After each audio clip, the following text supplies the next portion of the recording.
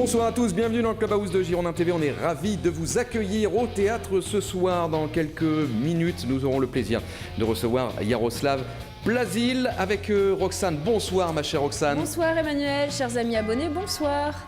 Le tour des infos du web, des réseaux sociaux et plus encore, on va aussi parler mercato avec Exactement. vous dans quelques minutes ma chère Roxane.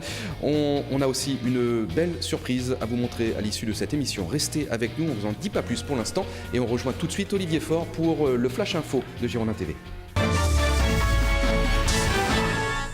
Bonjour Emmanuel, bonjour à tous, ravi de vous retrouver pour les dernières infos des Girondins de Bordeaux et on commence avec une bonne nouvelle pour les Girondins, c'est l'élimination du Sénégal de la CAN, une bonne nouvelle puisque Willy Sagnol va pouvoir récupérer Lamine Sané et Henri Cévé, le Sénégal qui a été éliminé par l'Algérie 2-0 hier soir. On rappelle que Poko, lui aussi éliminé avec le Gabon, doit rentrer ce jeudi à Bordeaux. Double séance d'entraînement ce mercredi pour les Bordelais qui prépare la 23e journée de Ligue 1 et la réception de Guingamp. Ce sera ce dimanche à 17h au stade Chaban-Delmas. Côté infirmerie, Jussier, Diabaté et Pennard sont toujours forfaits. Puis dans le reste de l'actu, sachez qu'Emiliano Sala, l'attaquant bordelais, devrait être prêté dans les heures qui viennent à Caen.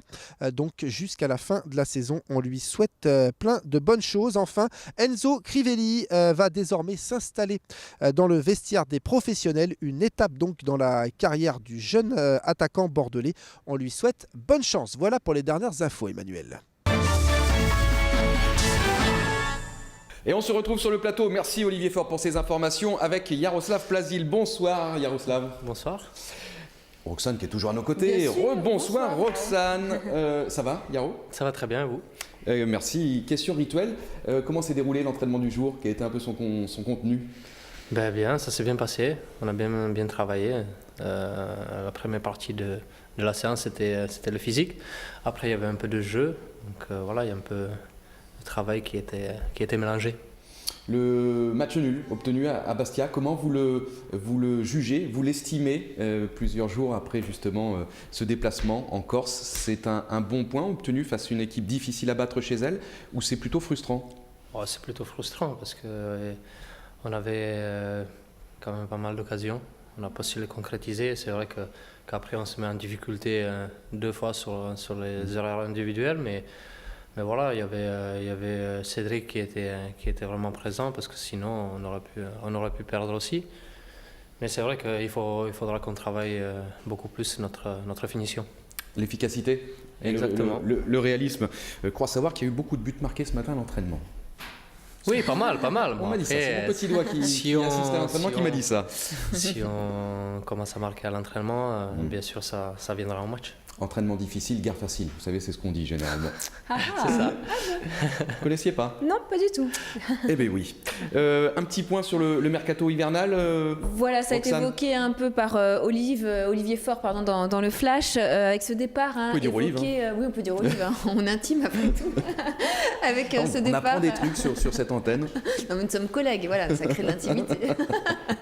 Avec ce départ évoqué d'Emiliano Sala, il était absent justement du groupe pour le déplacement du côté de Bastia ou encore pour ce match de Coupe de France contre le PSG. Et bien Emiliano devrait rejoindre un club de Ligue 1 pour les 6 prochains mois en prêt. Et à en croire ces rumeurs, c'est du côté du stade Malherbe de Caen que Sala devrait s'engager.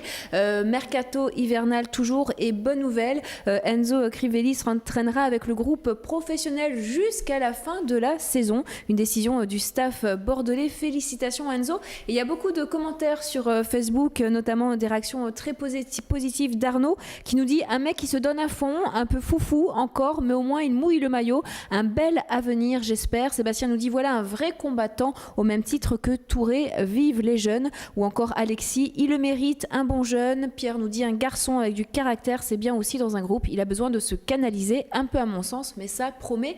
Est-ce que ce sont des avis que vous partagez, Yaroslav? Oui, bien sûr. Bien sûr, c'est des jeunes qui ont envie. Qui, voilà, à leur âge, forcément, il manque un peu de maturité, mais ça viendra petit à petit et voilà, ils ont un bon potentiel.